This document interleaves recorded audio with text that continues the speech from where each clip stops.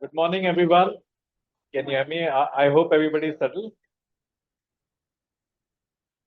My name is Sachin Singh, and I'm Executive Director at Central Interior Business Accelerator. But before we begin, I'd like to acknowledge that we are gathered on the unceded and traditional lands of this Equimic nation. We are deeply grateful to live, work, and learn here. We recognize the enduring presence of indigenous people who have stewarded this land for generations. So today's session has been sponsored by Discovery Foundation, and it's around AI. This is the third of the workshop in the fall, which has been taken care of by Rob Capello, who has been into this business for last 20 years. Before I joined SIBA, I was working with SAP Business AI and AI boom when it started in 2023.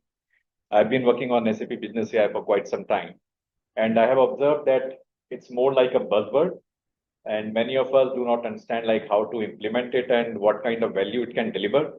But believe me, it can really transform your business processes. So today's session is around how to automate your marketing campaigns, personalize them, nurture them, and create a complete pipeline from the interactions to engage contacts to qualified leads to convert them into deal. The topic of today's session is AI and marketing automation, always on growth engines. But before we start and before I hand it over to Rob, I'd like to thank Michael Andrews, who gave a surprise visit today. He was my predecessor, and actually he started this project. So great applause to Michael. Thanks for being here, Michael. Really appreciate your surprise visit. And I hand it over to Rob now. Thanks, Rob. I had one person clapping, Sarah, so thank you. Awesome. Well, thank you for joining me. This is our last of the series. We actually did 6. We did 3 with Michael, and we have 3 this way. So this is our last one. So hopefully people, I know there's some familiar faces, so people have been to all of them, and there's some new faces, which is awesome to see today as well. Before I jump in, so today we are going to talk about automations. We do have one person online, so if there's questions and so forth, I will repeat the questions so they can hear what they're saying or what you guys are saying. I'm very casual with these presentations. Please stop and ask questions as I'm going through. You don't have to wait till the end. Don't worry about it. I'm going to try to finish up around 12:30, 12:35 because I want to leave room for Sarah to come chat and Peter as well. So what I'm going to talk about today is how you can automate some of the processes in your business is really what we're talking about. A little bit hard to do in person right now today as you're sitting in front of your computer because you have to create an account. You need to know how to create, but I'm going to show you the process of what to do and what tools I'd recommend to use, okay? I was talking to Sarah before we jump in is that I just did a post on LinkedIn this morning that the #1 song on the country music Billboard charts today is an AI generated song. So this is where we've become. This is where we've come, an AI generated song. And if you're interested, I actually linked the actual song in my post today so you can listen to it. I'm not a country music fan, but anyways, you can hear it, and it's actually it's kind of fun to see where things have come from, right? Where they're going, they're actually creating #1 songs using AI, right? So hopefully my clicker works, but if it's not, so one of the things that really is important to me to talk about, because I play in sort of the marketing and sales space. That's sort of my background, running an agency, my own agency for about 12, 13 years, and Emerge Check Creative, and I've been doing this for about 20 years now. So what's important to me is that marketing doesn't stop when we leave the office, right? So it doesn't have to stop when we leave the office, because what happens is that if a lead comes in at nighttime, and we're busy the next day, what if we don't get to it for a day? What if we don't get to it for 12 hours, right? Sometimes that lead goes cold real quick, right? So I'm going to show you on how these tools can help you do that while you're sleeping, okay? I'm curious before we get started though, is anyone in here other than Peter, you can't put up your hand, or Sarah, have automated anything in using AI in their business? Does anyone use automation? One person. What tool have you used to automate your business? Sorry, as you're eating lunch, I know, I apologize. Zapier. Zapier, okay. And what kind of workflows have you automated to date? Just a couple so far, but one is that I can drag everything into a folder in my Outlook, and it'll put it into Asana. Okay. So I can assign it to the team from there. Love it. And then another one is in my Asana, if I put it in a certain board, it goes into my time hero, which is like my AI Right, scheduler to right. schedule my days for me, Cool. tell me how much time to spend on each thing. Okay, cool. Okay, anybody else put up there? Just the one so far? Okay, cool. That's good. So I know that Peter will come talk about how he can help you guys if you're interested. And then Sarah's business is built around sort of automation and helping merge brokers. So you guys will see how this all kind of comes together at the end. Okay.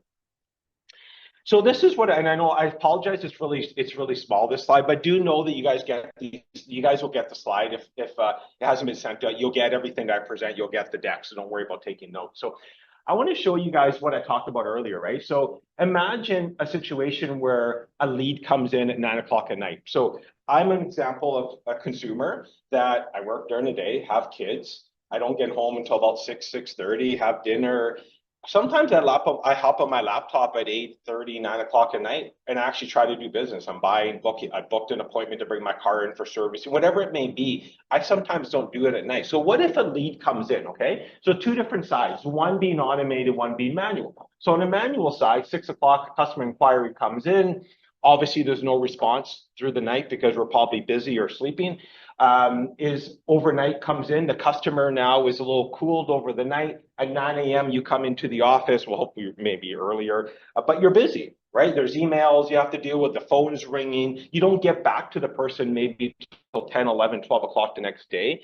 Good chance that person's cooled off, right? Not probably the opportunity might have been lost. Where the other side with automation, customer inquiry comes at 9 o'clock. By 9:01, there's a response already back to them, right? Immediately, could be even within seconds, a response comes back to them. A chat bot is engaging with them, answering questions, books a meeting. When you come in the morning, it's actually sitting in your calendar as a booked meeting. That could happen right now. That's automation. You guys hear that? I'm not even using the word AI. That's just automation. I'll talk about the difference in AI and automation because a lot of people confuse the two, but that's all just using automation. A lead can come in and you guys can, by the time you get there in the morning, it's already booked into your calendar. And that can be set up fairly seamlessly yourself using tools like Zapier, which I'll talk about, okay? And again, stop and ask questions if you guys have any questions. You don't have to wait till the end. So what I'm looking at is where you can build this always on marketing. That's the title of the presentation for me, is like where you can create a full cycle of awareness, engagement, conversion, retention, and efficiency that always works for you guys constantly. This cycle's working all the time, right? It can create this, doesn't matter what's happening. I use an example of a lead gen, but it could be anything. It could be inquiry, it could be a phone call, it could be posting to your social media. You could create this cycle of automation across multiple areas of your business. Right? And that's what I want you guys to think about today as I'm talking, where there's areas in your business, you're like, oh, wow, that'd be really cool. I didn't know we can automate this. Could we automate? That's the areas I want you to start thinking about. Okay? My clicker isn't working for some reason, and one of the things that's important for me, and again, Sachin brought it up, he always pushes me, I think from what he said about ROI, the numbers, ROI, right, on this sort of stuff. And that, one of the hard things with AI is that it's been hard people actually putting a value on how it's saved, right? That's been a real struggle up to now. But basically, studies have shown once you get into automation, if you can return something within the first 5 minutes of a lead, I'm talking about sales, it's 9 times higher conversion, right? And think about that. If you're the consumer, you fill something out, you're going to move on with your day. And if you don't hear back right away and you move on, you might even go to a competitor and you're like already, but if someone replies right away, you're like, oh, that's pretty cool, right? And increased open rates of 30% on automatic campaigns. So if you can automate this stuff, it's not just to save you guys time, it's actually adding to the bottom line in efficiency for you as well. Okay. And think about all the different areas that you can fit in. And you don't have to do it. The important part at the bottom, you don't need a tech team. I'm not techie at all. Like, you don't want me designing your website or coding because I don't have a freaking clue what I'm doing, right? But I can set up automations using a Zapier or Make.com. The new ones now, which I'll show you guys, we'll have time, I'll bring them up. You can actually just tell what you want it to do. There's agents built in that'll walk you through the process of how to set up an automation. Like, so, now I typically say, take a step back, right? Take a step back and really understand what you want to do before you just go and jump in and do these. Because if you have a really bad process and you add automation, it's just a bad process with automation, right? So make sure you understand that, am I doing it the most efficient way before you jump in, and we'll talk about that. Okay. So I want to talk about automation, and I'm gonna try to define a couple things to make sure we're all on the same page. So when I talk about automation, what I'm referring to is the ability to execute on tasks with some predefined rules. Okay, so usually they're rule-based, which means they're things that are structured, right? There's not a lot of deviation from what we're trying to automate. Okay, so something happens, it goes somewhere else, it goes somewhere else. We have a workflow, and we're going to talk about workflows in a second too. That's typically when I talk about automations. It typically requires a trigger. Something has to happen. Phone call comes in, someone fills out a form, a database is updated, someone signs up for a newsletter. Like, there's something that has to trigger it in order for it to happen. And within automations, there's typically no thinking from the tool. The tool is just executing, but there's no thinking from the tool. We'll talk about that because that's where the AI part comes in. But typically there's no thinking. So something like Zapier, which we've talked about, can automate workflows between apps. A form is submitted, it automatically is added to your contact or CRM, it sends a welcome email and creates a task follow-up. That could all happen through an automation, but again, there's no AI involved in there yet. Okay, so typically they're great for automating marketing campaigns, sale process. This is really good for sales process or business operations that don't really need to require sort of the human interaction with it. Okay, so that's what an automation in my definition is. So the difference, you're going to hear this a lot. You're going to hear AI and automation. They're completely different. Okay, you can have automations that have no AI in it, right? Like I said, you don't have to. The difference to me is automation. You're moving data. You're moving data from point A to point B to point C. Where AI, you're now transforming the data before it gets moved to the next level or as it moves to the next level. Okay, so the idea is that with an automation, you typically have predefined workflows. Like, you know what's happening. A form is filled out. I need an automated email to go out. I need it to do this. I need it to do that. You're not asking the thing to do anything other than just move it to the next level. Where with AI, now it can analyze. Oh, I see Rob's history. I see Rob maybe has visited before. It could automatically check Rob's LinkedIn profile. It can do a whole bunch of stuff before it replies back, because now it can be customized. I'm adding a layer in and saying, okay, act like a human and now customize this using AI. Okay, it's making decisions.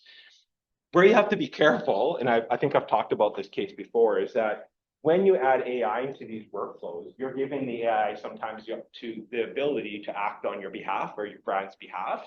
So you have to be careful. So if you don't put guardrails, there's a case right now a while back, Air Canada had a chatbot. You guys heard this. Someone went on, he was booking a flight. It was a bereavement flight. He was booking, someone died in the family, I think. And the agent was told their job was to help the client book a flight. So the agent gave the person a discount in order to book the flight. And Air Canada came back and said, no, we don't offer bereavement discounts. And the guy's like, BS, your agent did, went to court and he won, because the agent's acting on behalf of you. They're acting on behalf of Air Canada, right? So that's why I always say, take a step back before you just jump into these. And my plug, work with people like Peter and Sachin on like making sure you understand these things are set up properly, because they do act on your behalf when you add AI. That's when you add AI, you need to be careful to make sure that you're giving it the proper information to act on your behalf or your brand's behalf. Yeah. I had a first one yesterday. I was doing up background number and a whole bunch of hundreds of people in the picture. But I wanted her to do background. So I thought, well, let's just try AI. So I said, give me a investment background. So no problem. But it was horrible. It was like so busy. There was so much. I hated it. Yeah. So I said, this is too busy. Can you make it less busy and add some blue? Sure, no problem. We'll do that. Oh my God, every single person there was a different face. All of the people were different people. I became a brunette. And I'm like, this is so weird. None of these people. So I messaged AI back and I said, all of these people's faces changed. Yeah. And they said, well, yes. And I said, well, why did you do that? And AI said, we did that because it's faster and we thought it looked better. And I'm like, what? What tool were you using, Daddy? What tool do you remember? Yeah. Oh, Gemini. Yeah. So there is. It's funny. It's actually interesting because I teach a class, 6 week sprint on AI, and I advocate today's class is specifically around image creation. And it's funny because I had a class that was coming up and I needed to change from 9 p.m. to 9 a.m.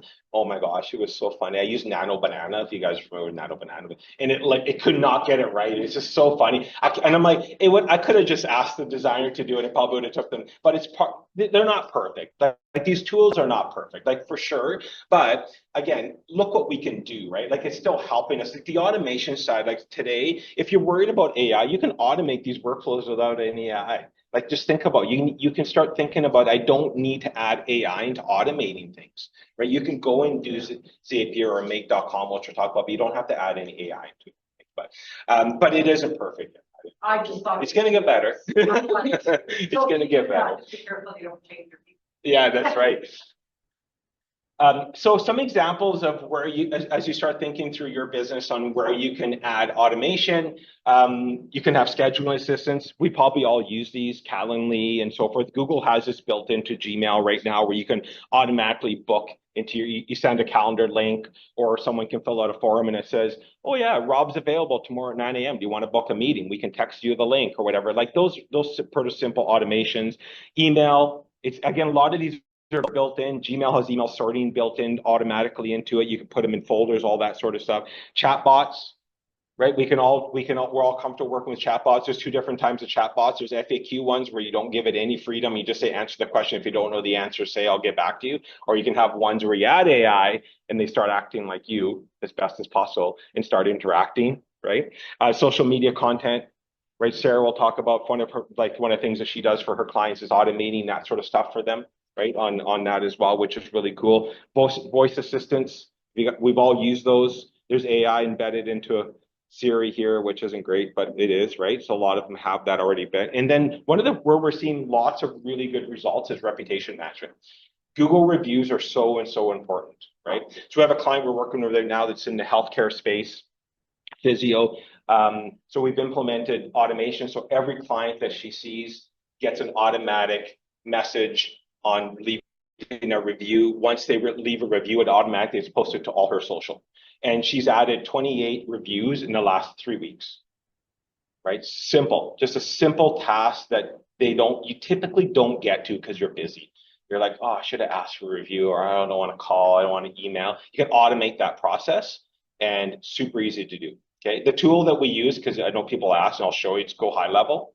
So Go High Level is a tool we use, and Peter, you use Sarah. So we all use Go High Level. So it's like a really cool tool to actually do those sort of marketing automations that you can do. And I'll show you guys the actual tool in a second. Okay. So the other side I want to talk about is workflows, because we talk about automations, but in order to automate anything, you need a workflow. You need an actual process to do. So what are workflows? So workflows are typically rule-based. So they're powered by rules, right? There's a condition, there's something that actually happens. There's typically app integration, right? So you got to integrate something, because if you're going to have a form and you needed to go to ChatGPT and then you needed to go to LinkedIn, each of them have to connect, right? So that's typically what happens. And then you can have AI enhancements in here now. This is where I'm going to show where you can start doing AI enhancements. And these workflows should continually optimize, right? And I always show this as a really an analogy for me is that an actual workflow is like, do you guys know what a Rube Goldberg machine is? Some of you are nodding, so I'm going to show you. So think about it, and I want to show you the video. You'll get the idea. Is that if you see a machine like this, what most people are comfortable, I'll turn the volume off. So, right, you guys have seen this before, this sort of videos. So think about this as your workflow, right? One section to another section, and then it's got to go something else. And then if something goes sideways, you need to like change automatically on the fly. That system can do all this stuff for you. Like an automation with AI can do this for you. Because what if the ball misses one of them? Well, you need to pivot. It can automatically do that. You can always enhance that system for you, because one thing leads to another, that leads to another, to leads to another, right? So that's a good analogy of how a workflow works in business or could work in your mind, okay? So why would we want to automate workflows? This is the reason why we're here, is that one, we want to reduce repetitive tasks, because that's one thing I'm really bad at. I'm not a details person, and there's a lot of things that you do all the time. These systems can automate that routine, okay? The second thing is they can do is improve consistency, because it's done the same way every single time. It doesn't matter if Rob does it or Sarah does it, it's now going to be done the exact same way every single time. There's consistency in the way you're delivering back to your customers or to your clients, okay? The other thing is it frees up time. So if it takes it off my plate, now I can spend time, I don't know, hanging out at the beach. Probably not. But it frees up time for you to do other things, right? Probably more, I say, high value things, because we're taking some of the automated stuff off your plate. And the last thing to me is it actually enhances the customer experience, right? If we're automating the processes and we're understanding what the client's looking for, right? So now we're just making it easier. Again, Rob logs on at nighttime and fills out a form at 9 o'clock. If I get a response right away, I'm going to be a happy customer, because you've got that response. I'm happy. It's booked in my calendar. I know I can talk to someone tomorrow. I've got my answers, whatever it may be. It's done. Not waiting for the next day for someone that might call back because they might get busy and they might not call back, right? Or the experience. I don't know. We all have bad days. The AI typically doesn't have bad days. The automation typically doesn't have bad days. So you're not getting a bad, response, right? Or a bad someone picking up the phone that's not happy that day or didn't sleep well or whatever it may be. Okay.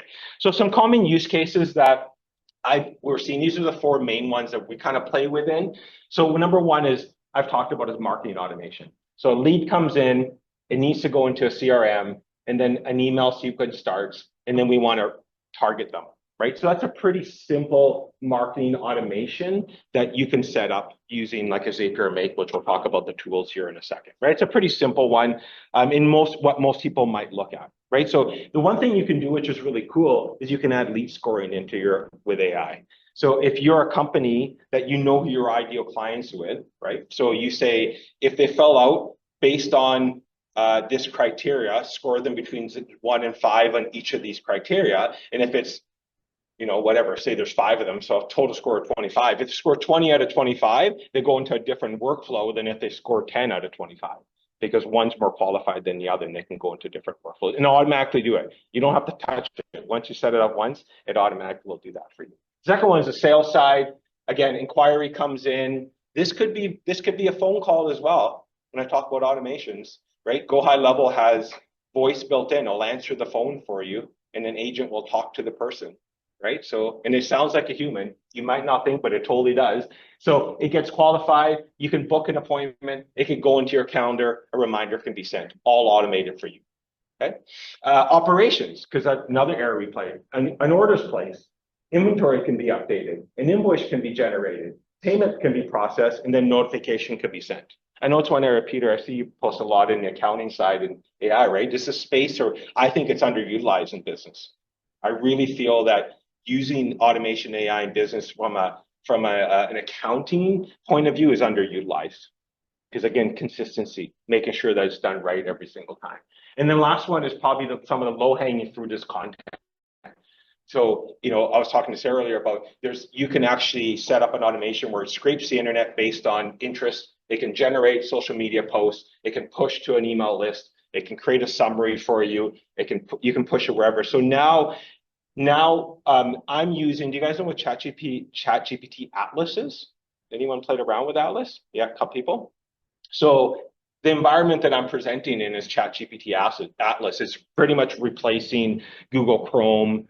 So it's their new sort of environment, and I'm playing around with it for launch a couple weeks ago. So as I was saying, right now what happens is that if I search on ChatGPT Atlas and say, hey, can you give me a really cool, I feel like having steak tonight. Can you tell me a restaurant I can go to in Kamloops for steak? It's most likely might give me just one answer. It's not going to give me a list like Google does. And it's pulling from Reddit, Wikipedia, reviews, all this other things. Did you hear me mention your website? No. because it's not pulling from your website the top 4 or 5 anymore, right? It's not looking on your website anymore. It's looking elsewhere to pull information. These tools are not, even I was saying, even go to Google right now and say, I think the Canucks played last night. Can you tell me the score of the Canucks game? Do you think it's going to send you to the Vancouver Canucks website? No, it's going to give you the answer, right? It's going to say, this is the score. Here's the recap. It's not even pushing to websites. Sorry? They lost. There you go. Okay. So, yeah. Yeah. It's interesting because, I don't know, obviously for an age thing too, I do like to look at reviews. If I'm booking a hotel, 100%. but a lot of times I don't give reviews. Yeah. Like it's bad. Bad, But yeah. or some the person I know. So I'm just wondering also the age difference of people, like my son is 21 and he's reviewing everything he ever buys. But because he's in Yeah. embedded, but I'm just wondering if there's research, I'm sure there is, I can ask Atlas or whatever about, the age groups of people who are being, but they don't always ask you the age. No, but you're 100% right. Like, so with marketing, you should know your personas on you should know who your audience is, and not everyone's the same. The way you'd market to a 16-year-old is probably different than the way you market to a 68-year-old. Like my mom, who's 78, is not searching on ChatGPT, right? So that for sure, 100%, it's knowing your audience on where they're going to be going. The reason I say that is that from this perspective, because when I tell clients, they're like, oh, great, now I have to create content for Reddit and I got to create content for Wikipedia. I'm like, no, we can automate it for you. We can take all those blog posts you've written for the last 5 years and put them into a system and redo them and put them on Reddit for you or wherever for you. Like you can automate that process and more. That's where I'm more saying that is that. And if you're like, okay, moving forward, I don't know, I don't want to go hire a content creator. Great. We can create a content creator for you, right? Where you can have the influence. Like one thing people ask typically is through automations is that can you have insight through what's happening? You can set it up where you can approve every step of the way. Like with Atlas right now is where I can go on Nike.com and say, I want these pairs of shoes, buy them for me and walk away from my computer. It takes over my computer, puts it into the cart, looks if there's coupons, but I've set it up where every step of the way, it stops and asks me to approve it, right? Because if not, you'll literally put your credit card information and buy it for you if you want, but maybe don't do that yet. No. Yeah. Yeah, I just wanted to add on content distribution. Now, so it's humans that's usually that what is content. They have to start switching and thinking as well. That it's not just humans, it's machines looking at all this content. Right? So there's still the human piece, but we have to start looking at, okay, the websites that people can access, machines are going to be accessing, even Google, they were crawling the website before, but now all the AI models, they are crawling the website as well. So apart from Reddit, your website and all of that, it has to start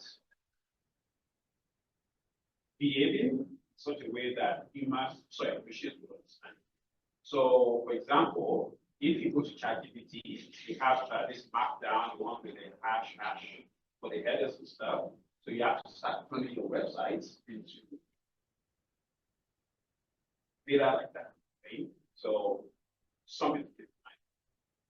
Yeah, I think there could be a whole class on it. Like I feel like we've all become algorithms. Right? So you don't market to rob necessarily, you market to rob the algorithm. Because if I search, hey, give me a good dinner idea, or I want to go for dinner Friday night, it might be completely different.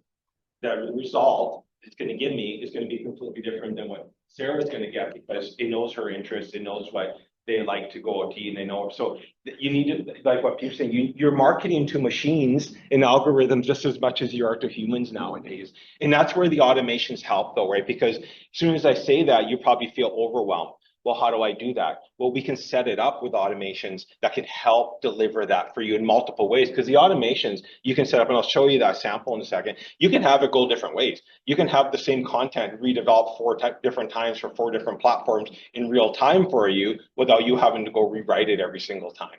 Yes, Seth? That's a very beautiful way to say it. So if we talk about it, you said if you are looking for a dinner or a place on Friday night, and the result might be different for you and for Sarah. Yeah. But from a restaurant point of view, how to change the perception and how to reach the target audience using AI so that both of you get the same restaurant. The same one. Yeah. Well, I guess where there might be difference though is if it knows that I love steak and Sarah's a vegan, the same restaurant might not be able to appeal to us, right? So you would have to probably you'd have to see. But yeah, from a brand perspective, think about, because the hard thing that happens right now is when I search, like I did this last week. So I had a class where I said, hey, I want to go for dinner tonight. I was in Kelowna at the time. It gave me one option. It gave me Derek's Steakhouse. One option. It didn't say, well, you might want to go to Derek's. You might want to go to the Keg. It gave me one. And I'm like, holy crap. Like it got me thinking, okay, as a business now, how do I compete for that? Because now, if I'm a plumber, I'm a mortgage broker, I'm a whatever. Well, there's multiple real estate agents. So what if ChatGPT only gives me one real estate agent? Not here's 5, you can choose one. I'm like, holy crap. Like that changes the game from a brand perspective, how you create content and go out to people for sure. And the ones that are doing this, that's where I say the ones that are in this room that are moving in this direction are going to be the ones leading, because I guarantee there's a lot that are like, meh, it won't affect me. It's going to affect you. Doesn't matter what business you're in, it's going to affect you, right? This is what's happening. This is real time. Like ChatGPT Atlas came out 2 weeks ago, I think, right? And they have, I don't know, ChatGPT has how many millions of users, right? So now that's what people are starting to search, right? So it's for the first time ever, Google, in a long time, Google has a competitor in search. Like that, I don't know, in my lifetime, this is the first time this happened that Google's had a competitor in search, right? So it's crazy on that happen. So to me, this is where it helps, because you guys are thinking, right, strategically from a brand perspective, how do I do this? And then we find the tools to help execute it, not the other way around. Not let's get the tools and let's hope it works. Build your strategy and then let's find the tools that work for you best. Okay, make sense? Yeah, I just wanted to add Yeah, please do. that traditional way of SEO, right? Backlinks is still quite For sure. So machines that crawling web, they're still using all the old backlinks in SEO. So still have to pay attention to that. Yeah, I mean, I think Google still has 92% of their search share. Like, it's just as you're layering in, how do we repurpose the content? If you're writing a blog post, can we just repurpose using automation to start going elsewhere to make sure that we're thinking about the AI that we're searching? That's kind of that's what I'm saying. Don't stop what you're doing and go, okay, now no one's searching on Google anymore. No, it's not what I'm saying. Well, yeah, you should try that. Could be a good case study. So what I want to leave you as well, and again, you guys will have this, and I have this a couple of times in the slide, is to create a framework. So if you're sitting at your desk now and going, oh crap, I'd love this created automation. What are the things I need to think about, right? I try to keep these things very, very simple. I try not to complicate it. Number one, you need to have a trigger. What kicks it off? Something has to happen in order to kick off this workflow that we need to automate, whatever it is.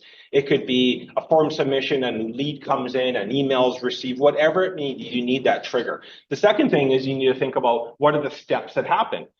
Once the email comes in, what do I want it to do? And maybe the process you have today isn't efficient. Maybe you need to rethink, hey, am I doing it the right way? Is this the most efficient way to do it? And you can play around with this stuff to make sure you get there. But you need to know what happens next. So a phone comes in. Do you want an AI to write an email? Do you want to add to your CRM? Do you want to send a notification? Do you need to add it to a spreadsheet? Like, think about the steps you're taking.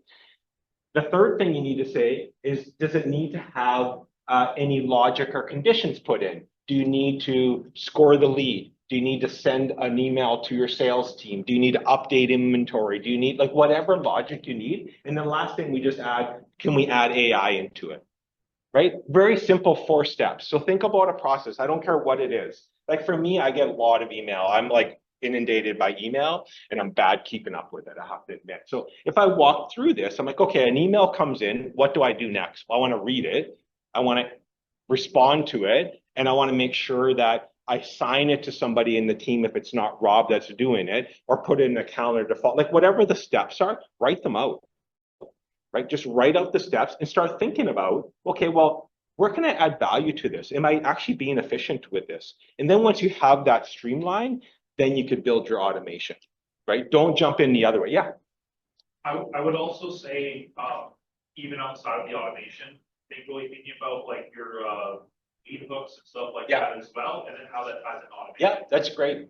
Because, I see a Good lot point. of people, like, for example, there's a lot of companies will be like, oh, to get this PDF with this information. Put your type in email. emails. Yeah. So I see there's a lot of people who might be doing that for like the first time because of automation. Fair enough. But also like, what is that Yeah. process for me that out?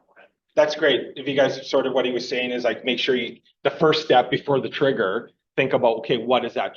Can I add value to that first step? Is it a downloadable form? Is it like, how am I getting people's information on a sales perspective? And that's great insight into that as well. Okay. But very simple building blocks to build your guys' automations or think about your workflows. Yeah. What is sentiment analysis? Yeah. Good question. So sentiment analysis is that if you go online and search your brand, so just put in your company, so put Check Creative in social media, what are people saying about me? What are they saying? Do they hate working with Check Creative? Does someone have a bad day yesterday and leave a review somewhere? You know who does sentiment analysis real time? We work with TELUS. They literally monitor their sentiment analysis like 24/7, 365, and they get a lot of hate, right? So they're wanting to know what public is saying about them in real time, and they need to analyze that and respond to it in real time. That's what sentiment is. Yeah. It could also be like, you do sentiment analysis on your inbound emails. Yeah. So like, oh, this person's emailing and they're very Angry. Yeah. You know, like, they've got a bad experience or whatever. You- I can bump that up in your queue or. You can also put sentiment analysis. I mean, why really on deep? There's AI voice recordings that if I pick up the phone and you and I had our conversation, on my screen can pop up and it can say, like Rob, like she sounds like she's angry on the other end, or she didn't understand. Like it'll literally give you responses in real time to coach you through discussion. It really does. So you can go that deep. I typically don't say like that's pretty high level stuff that we probably don't think about today, but you can do that level of or it'll record. It records. So one thing I usually do once in a while is I'll record my presentations, and the AI will give me feedback. Right, Robbie said too many ums. Like it sounded like there was a lull in the presentation at 14:23. What happened? Like it actually gives me feedback that way in real time as well, which is kind of cool. Yeah. Last slide, we just talked about, like, I get a lot of emails and I have a new assistant, a real person, human. Yeah. And so I'm always just forwarding to her. Some of them I respond myself. But Yeah. So obviously it's out there, I just don't know it. How do I put those steps in? Like, do I have to say it's about this, send to her? Like, Yeah, you need to walk through, because if it was me, like, yeah, you need to spend some time walking through how you want the process to work, right? That's the workflow. You need to create that, or an SOP. Most people think about standard operating procedures. Like you typically have how you want your business to work in steps, right? And you might, but a lot of the small business don't have it written down because we're busy. We just do things, right? We just do it, but you need to write those down. Now there are tools that will capture that for you as well, right? That basically run alongside you that will capture what you do and actually build SOPs for you or workflows for you. And then you can go in and go, I don't like, man, it would be more efficient if I do it this way. And it just sounds like a plug all the time, but this is why I say working with people like you, like honestly, because this is where most clients struggle. What you said right now is work because they won't start because they're like, well, I don't know what to do. Well, how much to make this workflow efficient? Because you're busy. But I'm also worried, and I think definitely speak to Peter, but I'm also worried if it's riding alongside me in my day and it's say, you know, Heidi, you sent Sarah this many emails, obviously you should send all, but then it's reading content and then it's reading private. I have donors that have given money. So it's getting all that information. And the first thing ChatGPT said is, don't tell us too much. Don't share private information. Yeah. So if it's riding alongside me all day, it's getting everything. Do you use Gmail? I use Gmail. Do you know that Google can read your Gmail account? I'm sure it can. Yeah, like so. I mean, I think be careful. Yes, I know For that. when it comes to data, I would say today you can create guardrails for that. Okay, and that's why I get back to strategy first, because okay, what's important to you? What you said is really important. I need to protect my donors' data. To me, that's top of the list for you. Okay, let's make sure that we understand that when we implement in and we can do that. There are tools there now that you can use that protects the data that stays within your four walls, right? So we're working with a dentist right now, the same thing. He has to be HIPAA compliant. It's like my file can't, it's all within literally four walls, doesn't leave the four walls, right? So you can create that. That takes a little bit more knowledge rather than a make.com that I'm going to show you because these are automated. But if you do a little bit more detail like that, you'd want to work with someone to make sure you're protected there. So yeah. And also, if you're big enough and you have enough money, you can get like HIPAA compliant opening eye. Yeah, stuff like you that. can. Yeah, Go High Level you can as well. Like so, the Go High Level that we use, you can get a HIPAA compliant package. You can do that. You pay a little bit more for those sort of things, but you can. Yeah. Julie? Question from online. What was the tool for building workflows faster? Did I mention a tool? Is it to build workflows? Was it? I'm gonna show the actual AI tools in like 2 seconds here, so maybe that's what they're asking. I am gonna show the tools, and if it doesn't answer the questionnaires online, just ask again at the end. But I am gonna show tools here in a second. Yeah. Sentiment Yeah. analysis. So Heidi's executive assistant often like reads all the local newspaper and media outlets and have alerts on our phones when there's certain keywords that pop up.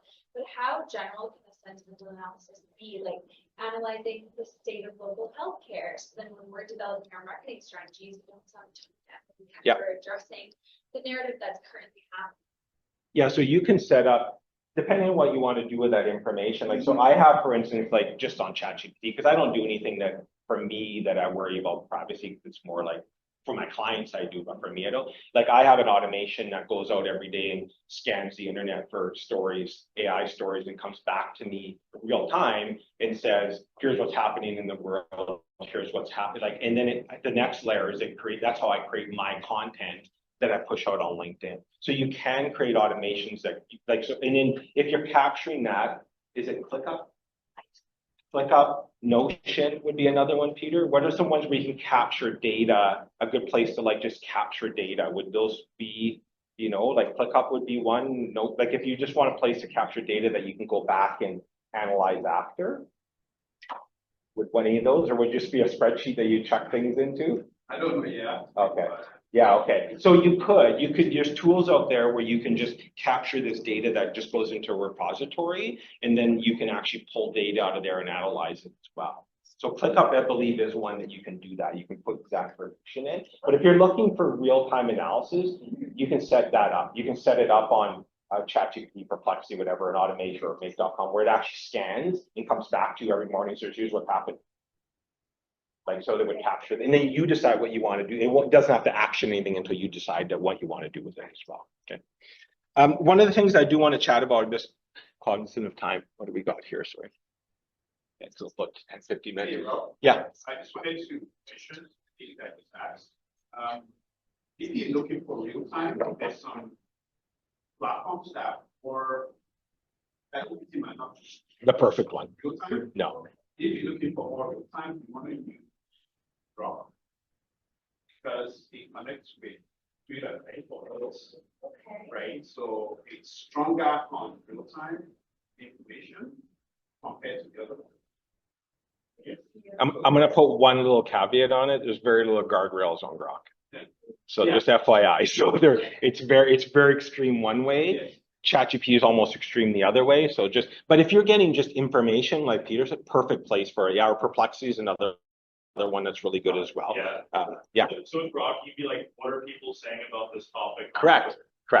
And it would be able to, because they own Twitter. It's awesome that we all still call it Twitter. I actually find that hilarious. The amount of millions and billions of dollars he spent on that platform, and we all still call it Twitter, which I think is hilarious. That's talk about branding though. That's a branding case study right there, right? Doesn't matter how much money he spent, we all still call it Twitter, which I love. But yes, it does. Yes.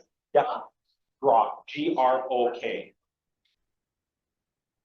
So one last thing I want to talk about before I show you guys some tools is that anything that we typically do, you're going to hear this word API, and people are like, what's API? So I put the actual definitions called an application programming interface, where anything that we do when we build automation. So remember I said, like, it's going to go from your email, and you might want it to go to a large language model to write you an email. You need to connect a bridge between the two of them.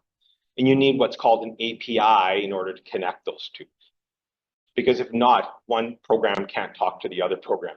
Okay, and where a lot of issues come up when you build up automations, like this dental practice we're working with, he has a dental management system that he uses called ClearDent that has no API integration into it, because they don't want you pulling data out of there because it's private. So then there's ways around it, right? But you need to be able to pull information in, manipulate it, and then put it back out into whatever program. All the ones I've talked about, like ChatGPT, Google Mail, all these have API connections already existing. But when you hear the word API, because you're going to go, if you're going to go play around after here with Zapier or make.com, it's going to say, you're going to see the word API and you're like, what is API? Think about it as a bridge. It's a bridge that's connecting one tool or one platform to another platform. First, when they first came out, they said they could connect all your Correct. social media. Correct, because that's a good example. So if you're writing content and you want to push it to Facebook, Instagram, LinkedIn, you got to somehow talk to them. And that's what you need, an API connection between. I don't hear so much about Hootsuite, but I guess they're evolving so much. I mean, Hootsuite is still a powerful tool and it has lots of AI integration. I find Hootsuite, as you grow, becomes really expensive. Hence why a lot of us in the room that play in this space use Go High Level, because Go High Level is much more cost effective at that level as you start growing. At a smaller level, I think Hootsuite's like $15 a user, but you're like, oh, I'm going to add more users and I want some AI, and it's like $1,500 a month, and I'm like, oh my gosh, what's the base? $97.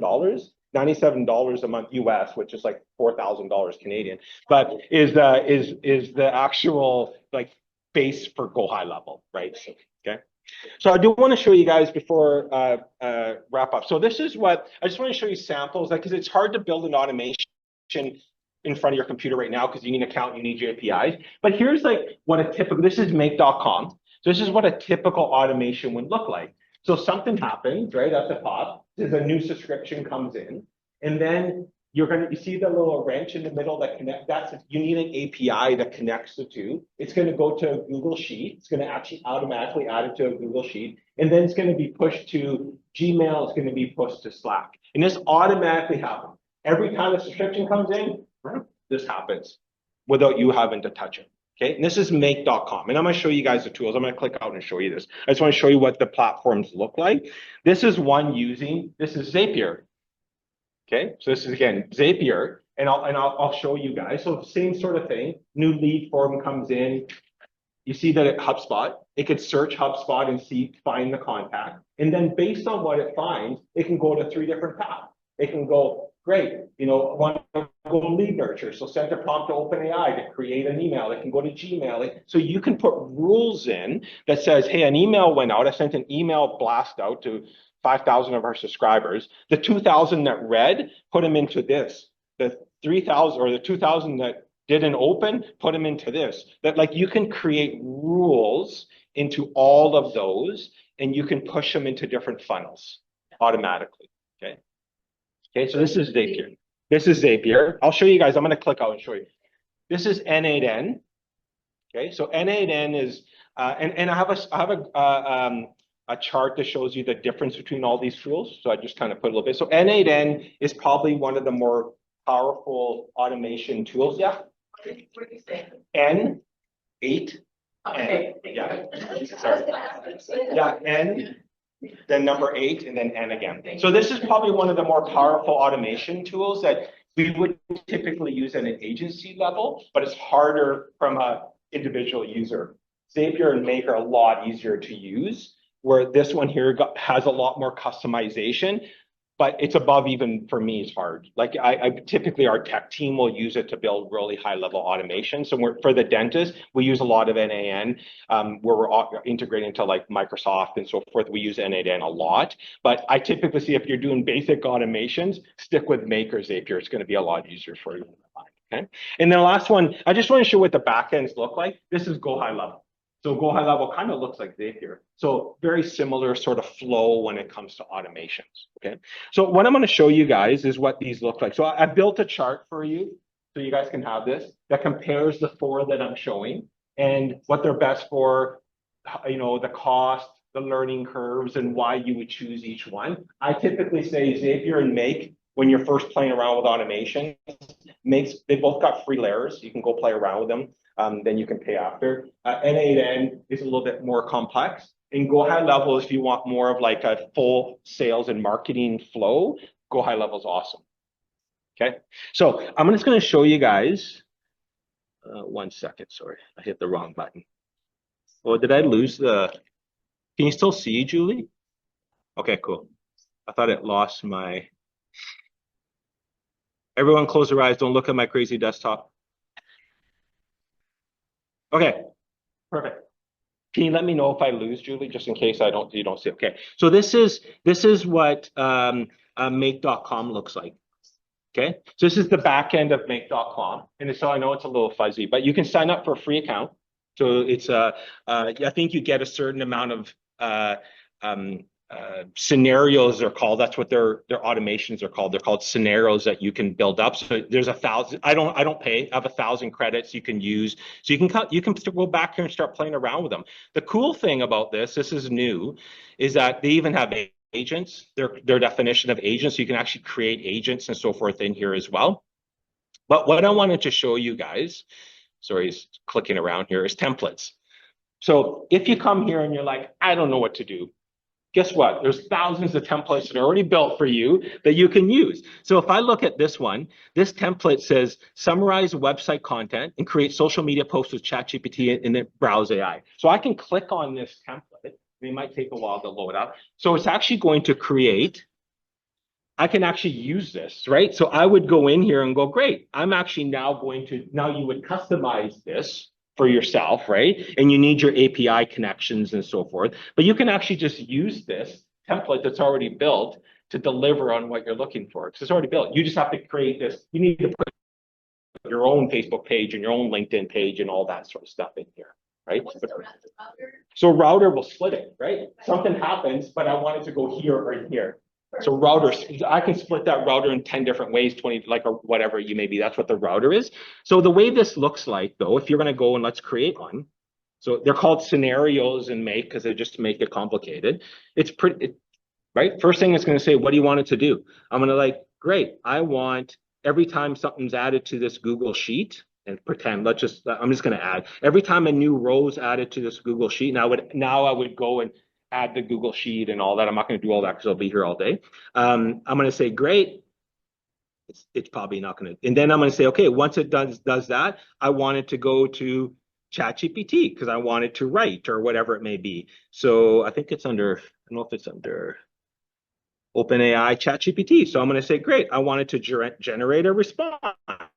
Like, so you get the idea. It's just you're walking through the workflow, right? Every time you do it, you need to add in your information. But once you do it once, it's done. And then when you're done, you literally hit run and your automation's built. Yeah. So the last one where you had a router that split it. Yeah. And you had ChatGPT running after the router. Correct. So that's, you could customize that post for that specific. Correct. Platform. Correct. Correct. Yeah. Because did you guys get that question? Like, so the router, for instance, like here, if I put a router here before it goes to ChatGPT, it's because I'm going to say, hey, if it goes this way, I'm going to end up at LinkedIn. I want ChatGPT to write it different than this way where it's going to go to Facebook.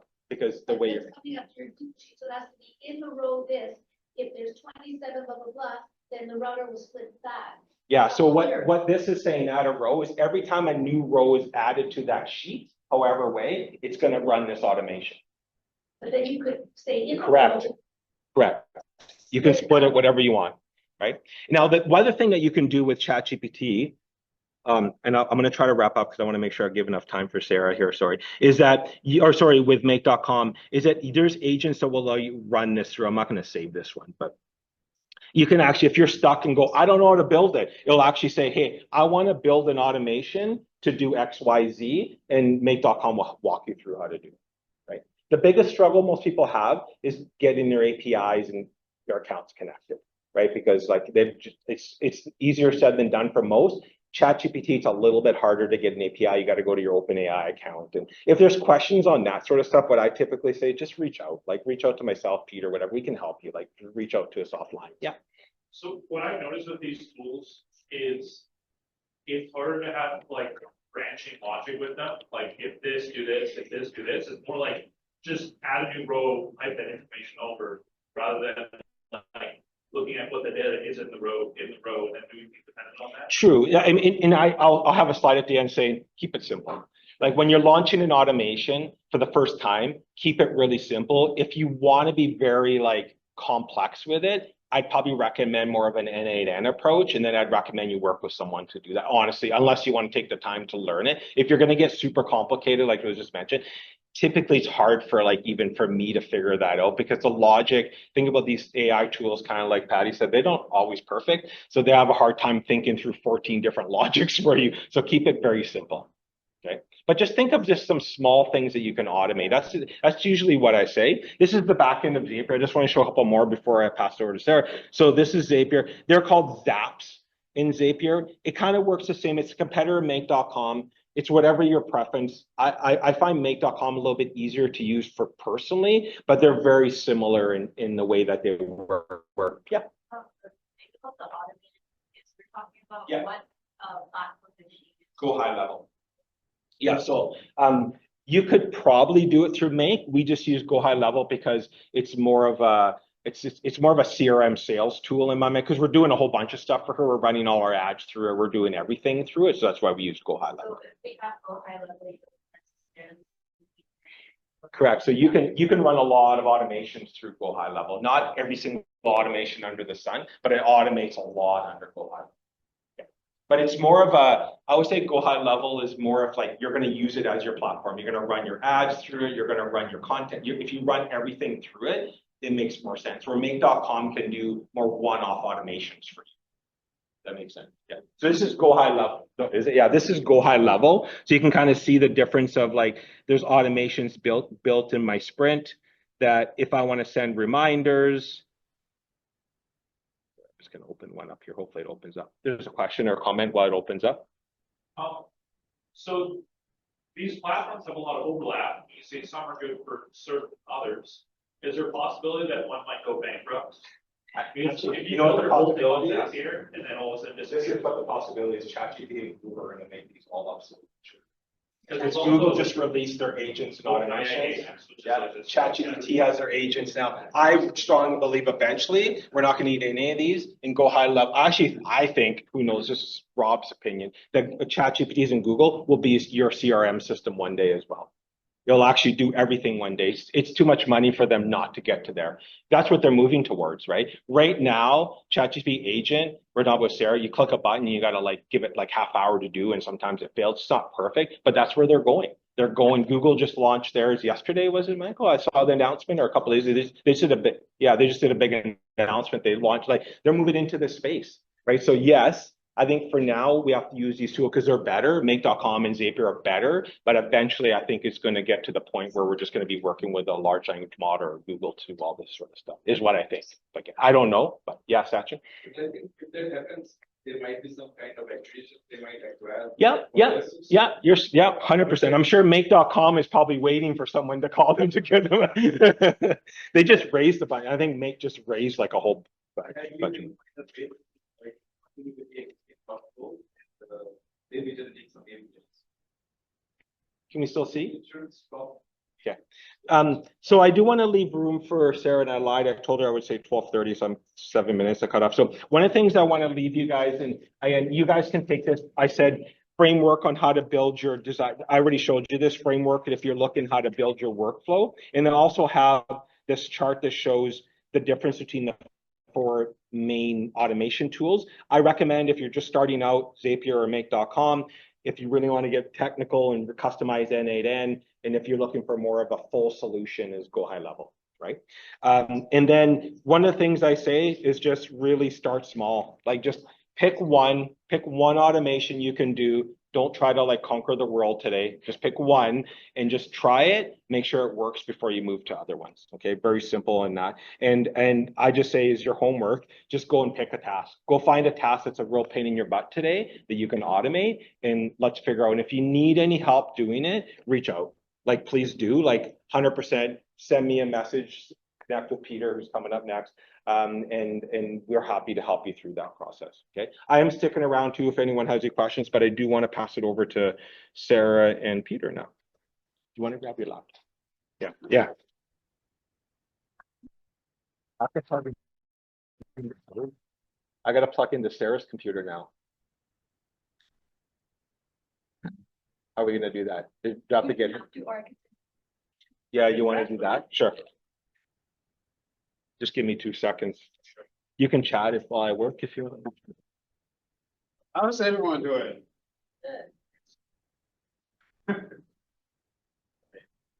So while Rob is setting up, I'll just add to what he just said about starting small.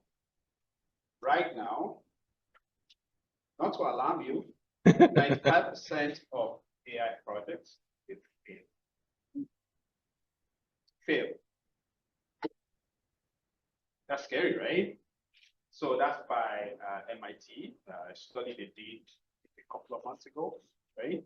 So, which brings us to, okay, how do we go from that 95% to the 5% that's successful? That makes a difference to some businesses, right? And organizations, right? Because sometimes we have non-for-profit and we have for-profit, right? So I've been thinking a lot about this, and it's interesting that Rob actually brought out that point about starting small. So that's super important. You don't want to go too general and like, well, I want to automate everything at once, right? You don't want to do that. So that's when things usually go wrong. So you start with specific use case that you want to automate.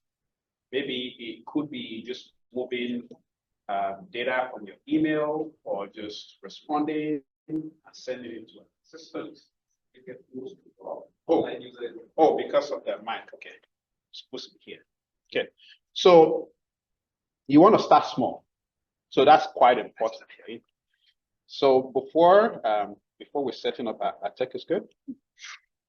So while we're setting up our tech, I'll quickly just a few minutes to talk about AI mentorship. So when you're ready and you want to take the next level in your AI journey, so SIBA Discovery Foundation, there's a program right now which for the cost about $100 for 4 live sessions. You work with myself, right? What we go through in the program is we start with your overall goal.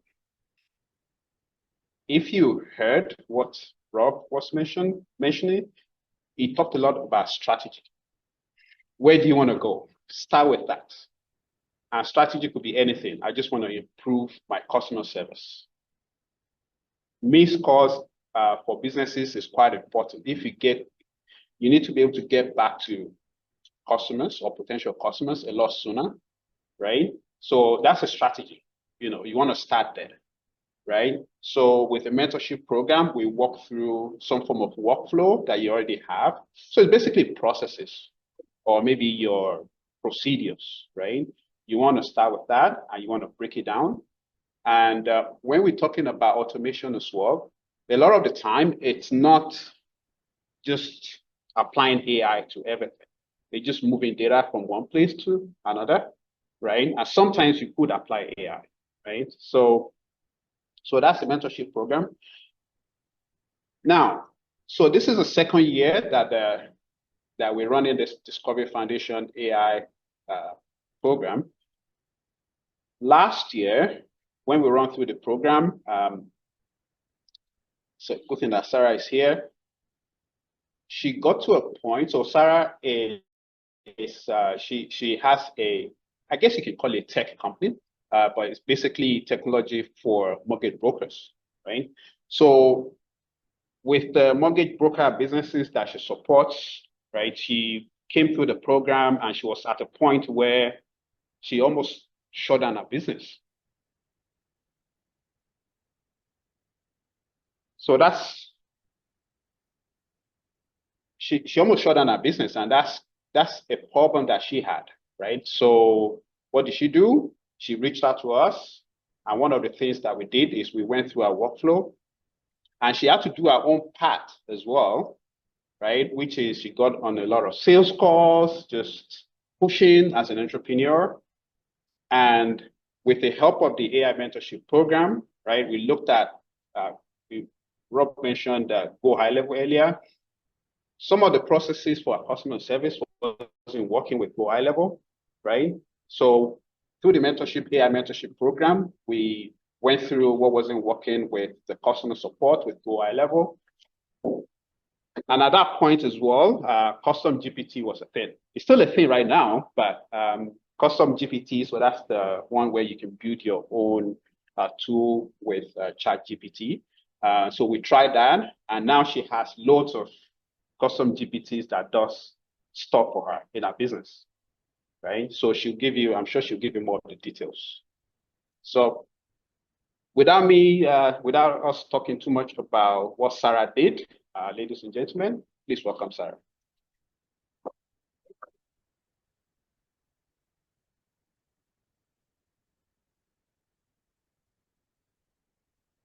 Oh, there you go. We're skipping ahead.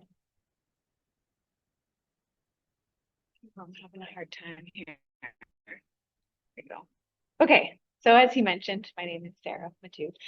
And I've been in business for almost a decade now, not the same business, but I started about 9 years ago, so it's not new to me, but obviously much like you guys, this whole AI wave is somewhat new over the last few years. And I started to want to have a tech side of our company, which at the time was just serving mortgage brokers across Canada with marketing needs, but they kept pushing me towards wanting a CRM.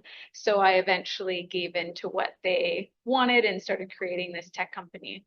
But as we started building it, obviously the development of it, even though it's based on Go High Level, which I'll show you soon, it was just very expensive. So it took a lot longer. The sales took a lot longer than perceived. And then I remember telling my mentor, like, I think I'm going to shut this side of the business and just focus on the marketing again. And I was going to close the doors because, as many of you know, if you're self-employed or you're not self-employed, it's very high statistics that your business will fail in the first 3 years. In fact, almost 50% of people don't make it to year 3 when it comes to businesses.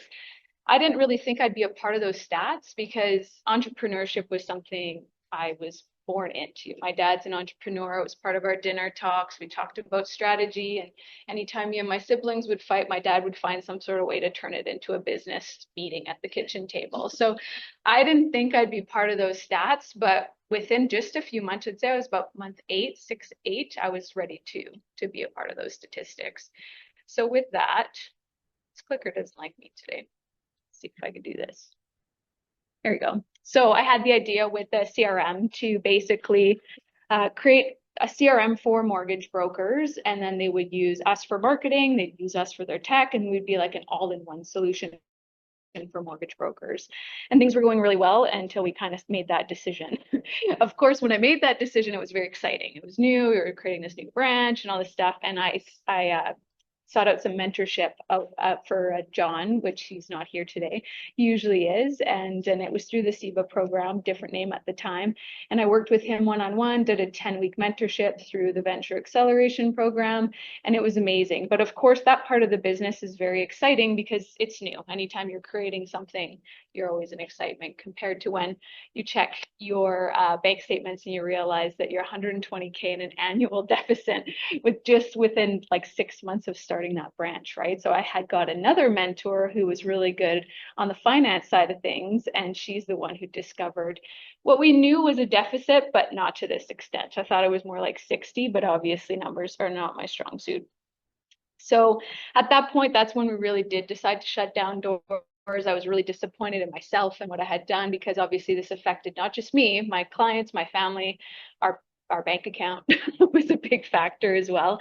And I was just ready to give up. But I had, so this is me crying to my coach, John, because I'm still to this day meet with him every single week. And I just told John, like, listen, I really want to do this, but I can't, for my family's sake, this is just not something I can sustain anymore. So I was really, we had started basically coming up with a plan on how to get my business. You don't just flip the close sign, right? You have to come up with a plan. You have to let your clients know all sorts of logistics that go along with shutting down that side of the business. But I had already committed to going to a presentation, which I can't remember who it was run by at the time, but the presenter was Rochelle Grayson, and she's amazing. This is her actual presentation. If you want to scan it, watch it. And it was the one for me that was truly life-changing. So I went to the event. She's very vibrant, like the way she talks, and she's like always wearing funky colors. And I just couldn't stop staring at her because I was like, this is amazing. She was talking about AI and the impact it was having. And this was 2 years ago. This AI wasn't even really that big of a buzzword yet, but she was talking about how it was transforming things. And I thought, well, if it's doing this for other companies, why can't it do it for me as well, right? We're already watching the presentation. That's good.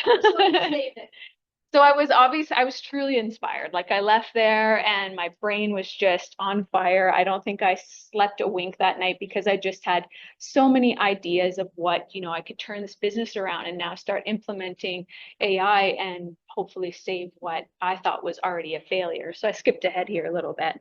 But essentially I talked to my husband, and this is him. He's happy for me because lifting me up because I was ready to quit. He saw the tears, the true tears, right? And he was like, you know what, if you believe in it this much, we can make this next step work. And we gave ourselves a timeline, if in 6 months it's still not working, then we'll reassess it then. So I am obviously very fortunate for that kind of support. So then I went back to John, my mentor at the time, and John was like, that's amazing. He believed in me as well. And he was excited that I wasn't going to close shop, but he was like, you need money. Like you can't stay in this deficit. You can't sustain this.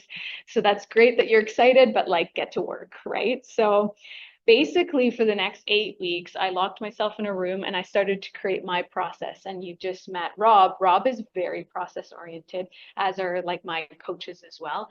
I had to jot down not only my process, but what was I going to sell to these mortgage brokers? They wanted it done for you process. Like everybody in this room, if somebody could give you the map to all this AI solution, you'd probably take it, right? So that's what we did. We created all the processes. This is just the lead pipeline. Okay, so this is when a lead comes in, what we do, who gets notified, the tasks that get sent out. In this case, mortgage brokers want referral partners to be updated and all sorts of things. So it took a long time to create this process, and the earlier part of my career's history as far as like being a mortgage broker before obviously helped with this. This is the live deals pipeline. So once you apply for a mortgage all the way to when it gets funded. So basically we mapped it all out. At the time I had a 16-foot island in my house and I used my kids' craft paper to put the process on the table, and I scribble on it and I move it around, and eventually we put it into a system. And I'm pretty techie, but I hired help to create this because I obviously came with limitations. Rob mentioned APIs. That was the biggest limitation we had, was connecting to a mortgage software, which I didn't anticipate would be the hardest and most expensive part. And then this is what we call the post-closing. So after a sale is done, what do you do? So in the mortgage world, this is when your mortgage funds, they ask for that review. They follow up with you every year, or they should. I'm not sure when the last time you heard from your mortgage broker, but then, they reach out and say, we should meet and do an annual mortgage review. So this goes all the way on to 10 plus years. So essentially we created this like broker in a box, and this is what we were going to sell. We started to create challenges to increase lead generation. This is go high level. I'll show you guys in a bit as well, but it's easy. It's not easy to sell something to mortgage brokers or any business if there's no ROI instantly. So we needed a way to be like, join us and we're basically going to give you leads essentially. So this is actually a phone call challenge that we encourage mortgage brokers to use. And we just say, you probably have a couple hundred, if not thousands of contacts in your phone. So let's start by importing them into the system. The system calls them, leaves a voice drop, which is a fake voicemail, follows up with a text message, because if you're like me, you don't check your voicemails. So it follows up with a text message, and if they answer or they don't answer, then it decides which branch it's going to keep going on, and this continues for 4 more outreaches. So this is just step 1. So we created this so the broker just comes in, uploads their contacts, add the tag, make sure they say what type of contact is it, is a realtor, a builder, whatever, and that's what distinguishes which branch it'll go through, and then they start making money. So it's the easiest way for me to make money is to make that money, right? So this is what we started selling, started doing challenges, big pushes to make sure that I could try to close the gap with that big deficit that I had. This is Rob. I just added this actually because Rob mentioned AI doing like phone calls and stuff for you. So last year we did a Santa around this time of year, and little kids with their parents, of course, could call and Santa would answer. At the time, I just had like an Aussie accent to work with. So this year, I'm sure it'll be a lot more exciting. But he would talk, and you should see like my kids who are 2 and 4, their faces just lit up because they think they're talking to Santa. And AI, they have an actual conversation. And Santa, we train Santa to ask questions and basically get the kids excited and make sure they don't go on the naughty list. But it's funny because AI adoption last year at the consumer level wasn't as popular as it is now. It's just starting to become popular at like a normal person's level, whereas we've been using this tech for years now. They thought, they were like, I'm not going to let my kid call Santa. Who's at the other end? That's creepy. I'm like, it's a robot. So anyways, that's client adoption as well is difficult, especially for general consumers who don't live in our world where AI is becoming popular. So what was the sentence just that if you got your product, they could call Santa? Like, how did you? With this one, we did it as like a little challenge with brokers as well. So they're all in different communities across Canada. So they just posted on their local Facebook groups. And then the kids, let's say, or the parents would call Santa, which is the trigger at the top there, and then Santa answers automatically, ho ho ho, and asks all these questions. And then after the thing is done, it would add a tag and it would follow up with the parent in the new year and say, I hope you enjoyed Santa. It was sponsored by Mortgage Tech, if you have any mortgage. So it was just for fun and a good way to get phone numbers in your database. So for ours in Kamloops, it only triggered about 40, 50 times, but you could, if you wanted to listen to the conversation, like we recorded ours, you could turn it on and it's just the cutest thing you've ever heard. So this year I would anticipate more people being okay with AI phone calls. Last year it was still a little creepy for some, especially because it wasn't a Santa voice, it was an Aussie voice. So this was me. As Peter said, I was juggling all sorts of stuff. I was making sales phone calls, doing these challenges, trying to create automations, hiring new staff. It was a lot to juggle, but if you're an entrepreneur, you know what that's like. And I actually did climb out of my 120K deficit within just a few months, I think about a quarter, like 1 quarter, so 4 months.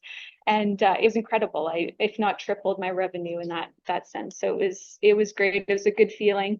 But your business, even though when you grow, and especially if you grow that quickly, it's more prone to breaking, more problems, processes are getting stretched, and all of a sudden your business is evolving and you still need help. So this is Peter, the one you guys just met. That's him. So I really needed more help. So it was recommended that I get some AI mentorship at this point to increase my efficiencies in my processes because I couldn't afford more staff. Like I just got out of this hole. I didn't want to climb back in the negatives again. So when Peter and I met, I was so excited. I thought Peter would have this like magic wand and he was just going to sprinkle AI over my business and he'd like add a bunch of agents, AI agents, and we'd just be running at full speed again. But what he really wanted to know was what was my business? What did my day-to-day look like? What are the things I did? We like didn't talk about AI at all in the first session. In fact, he gave me homework and I was like, I'm too busy for this homework. So I didn't do my homework. But essentially what he wanted was me to go into a spreadsheet and write down, what did I do? If I checked my emails, how long did it take? What was the outcome? You created a presentation for today. What was the outcome? How long did it take? What tools could we use? So it was more of a planning the first few sessions that we met. So I didn't do it. Peter walked me through it in our second session because when he showed up, I didn't have my homework ready. So I wasted some time. So if you do work with Peter, I suggest when he gives you homework, you do it because then you can really maximize those 4 or 5 sessions, I think it is. So we did it together, line item by line item, and then soon it started to make sense and was engraved in my brain. Okay, if this is my input, this is my output, and what tools can we use to fix this? Because everyone here is going to be different. Next, him and my other coach, they ganged up on me and they made me do a time audit. And the time audit is very, very painful, but to this day, now my entire team, they do time tracking for every single task they do. So now it's engraved not only in me, but in my team. So we know exactly how long things take. We obviously plan for inefficiencies of 20%, and we can basically say, okay, this is taking up too much time. What tools can we use to replace it? So for example, I do a lot of demos in person still, or on the video, of course, and Zoom and stuff. But if I could replace it with AI tools, how much would it break it down or reduce that time? So for example, I was doing an hour to an hour and a half demos because I like to talk. So we started looking at tools, and one of the tools was, I have it open on my screen here. Storylane, I think it's called. I've got it up here. Yeah, Storylane IO, and basically it's a self-guided demo tour with AI voices, and kind of they can pick which tour they want to take. So before they meet with me, now they have to do the guided tour, and that reduced us down to a 15-20 minute conversation. So even though I'm still doing the demos, it's still helping me in a huge ROI. So this is kind of hard to see, but I do have it at the end of the slide. There's a QR code with my contact details and my favorite tools. But essentially here you can see with emails, there's things called Fixer AI, which will scrub your emails, help you rewrite ones and draft ones. ClickUp, which we live in, me and my team absolutely live in ClickUp. That's where we do our time audits. We have every single task, project management. It has an AI brain. So essentially from there, it can like pre-write blogs for us. If we make a task for a blog, it'll write the blog and then send it to somebody, and they'll just review it and tweak it, right? So it's very advanced, and we love it. It took me about 6 months to buy into it and like really love it, but now I could live without it. Storylane is what we use for those guided demos. Gamma, I don't really use, but a lot of people will use to create presentations like this one. They'll use Gamma, which is a presentation creator. I like Canva, which I'll show you in a minute here. Canva, does anybody use Canva? Yes, yes, perfect. So Canva has Canva AI now, which I have in a slide, a couple slides from now, and it's incredible. Like one of my favorite tools to create resources with, really quick guides, interactive stuff, all sorts of things. There's some other ones here, custom GPTs. Obviously, we worked at the beginning, GPTs were very new. Has anybody created a custom GPT? Yeah. So basically, instead of every time you're talking to ChatGPT, you can train a small, like you can train it to do a specific thing really, really well. So you don't always have to reprompt what you want it to do. So then you open that little GPT and it already knows. So for a good example is content creation, copywriting. But another thing, like I record all of my meetings with my clients and I'll put the transcript in a custom GPT I created, and it spits out the task, the timestamps. So I could give that to my assistant and she knows exactly where to look in our recordings and stuff to create additional tasks or subtasks. So I love custom GPTs. Peter's not lying when he says I have hundreds. If I train new staff, I create a GPT for them. Like it's just, to me, it's like you should never ask the same question twice with a GPT. Submagic is really good for creating videos. It was actually one of my employees who brought this to me. She was taking her about an hour to create a short video, which is 45 seconds. She can now create it in under 5 minutes. It adds the B-roll, it's incredible. I see you writing it down. It's one of our favorites. It adds the B-roll, it adds the captions at the bottoms, the click noises, anything you can imagine. And when she introduced it to me, I was like, okay, I tried a bunch, did all the free trials, because that's the thing too. You get free trials with all of these, so try them out. And it does long form video now too. It's fantastic. So now her time is reduced by, you got to think of that. She was having 2 days a week where she just did video content creation. So Go High Level, which we talked a lot about. We started working on chatbots for support, interactive avatars, things like that, so that my clients always wanted to talk to me. So it was like, go talk to the bot first and then human elements. And as I mentioned, AI transcripts. Honestly, keeping transcripts of, let's say, even today or any meeting I had, to me, that's gold. It's my intellectual property, and I'm putting it into a GPT or any software you're using, and you're creating a knowledge base. And so if you're doing video calls and not using transcripts, turn that button on, because it's very valuable. So this is Go High Level. Rob mentioned it a little bit as well. A lot of people ask us, like, how easy is it to create some of these workflows? It just got a lot easier in the last few months. Go High Level is not the only one who has this. I know Zapier does as well, but you can literally talk to it like ChatGPT and say, I need a workflow when I get a new lead. I want them to get a tag.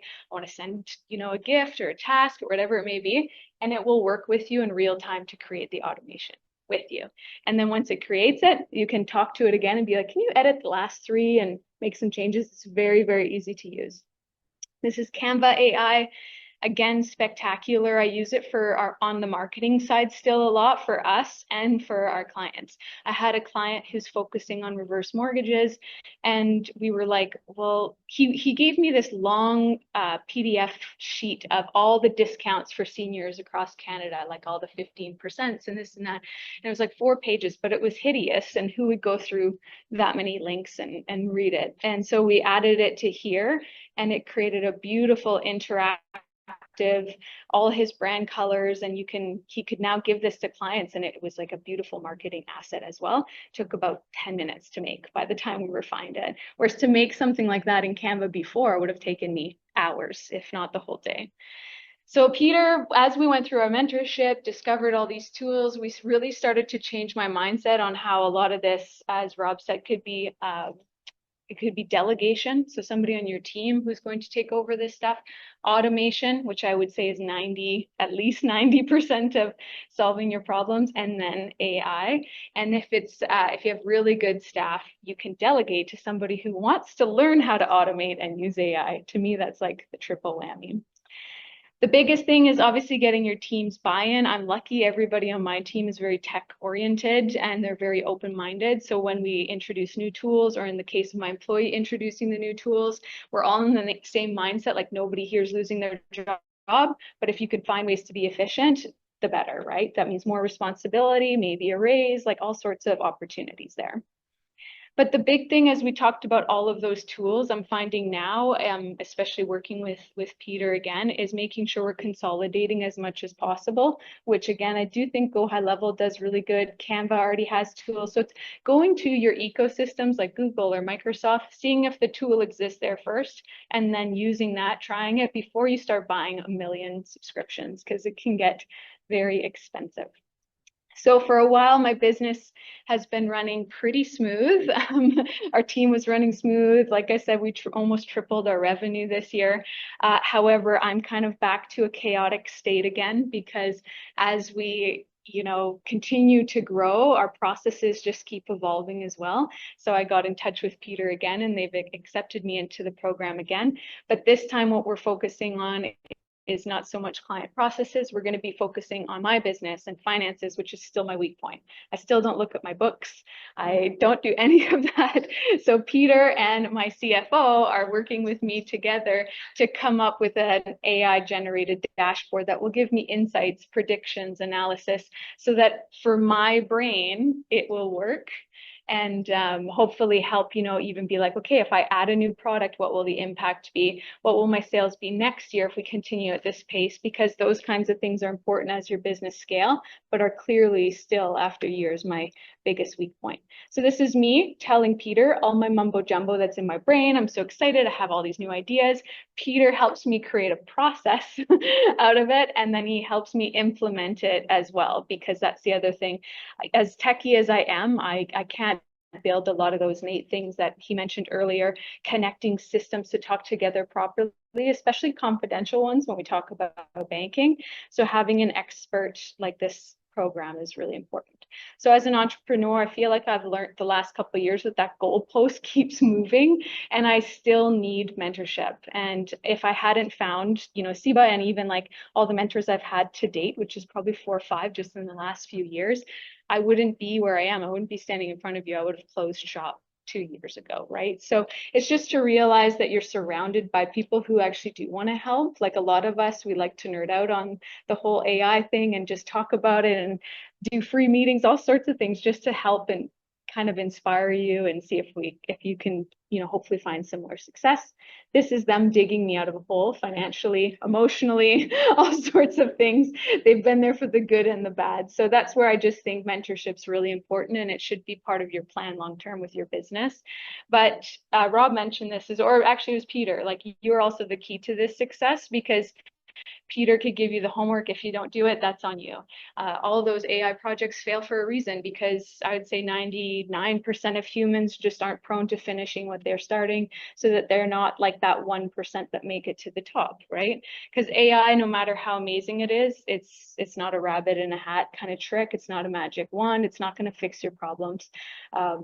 This one, I forgot even last time I did this, I forgot what this slide is, but I think that this AI wave, like a lot of people are like, you know, at first, was it a fad? It's here, it's crashing on us. We have to evolve. It's going to impact every single business, whether you like it or not. So you may as well be the 1% that adopts, adds it to your business, and climbs to the top. And with that, a little bit of inspiration. Obviously, it's your future. If you want to be a part of this next generation of technology, we were talking about SEO and all sorts of opportunities we have right now. That's only in your control. Even though Peter has kind of a magic AI wand, he still can't make it happen without your support. So before you do anything, what I would suggest is opening up a spreadsheet and analyzing your time. So I used MemTime, that's the code for it there. And essentially it monitored all the tabs that I had open, any meetings I was a part of. If I had pretty much anything, essentially it monitored it. And then what I liked was it had manual reminders too, where I would have to like manually input what I was doing, because of course a computer didn't know if I was on Facebook for marketing purposes or if I was procrastinating. So it is a little bit of both, but it has a 2-week free trial. And if you do a 2-week time audit, that's a great start for when you work with somebody like Peter, because now you've already done your homework. So you can already show him everything. So that's it. Thank you. If you want to get my contact information, it's here. And then some of my favorite tools are listed on that landing page as well.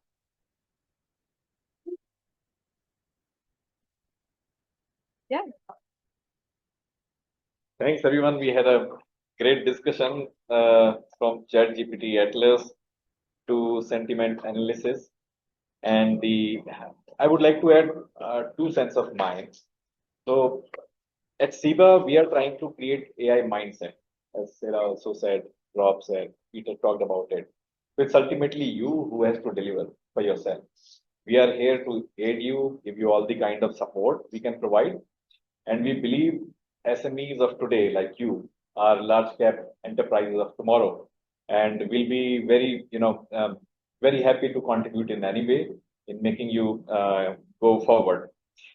Other than that, one point I also wanted to highlight.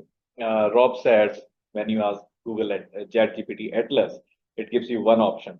So that puts you also under pressure as a business owner, like how to improve your value proposition and the messaging.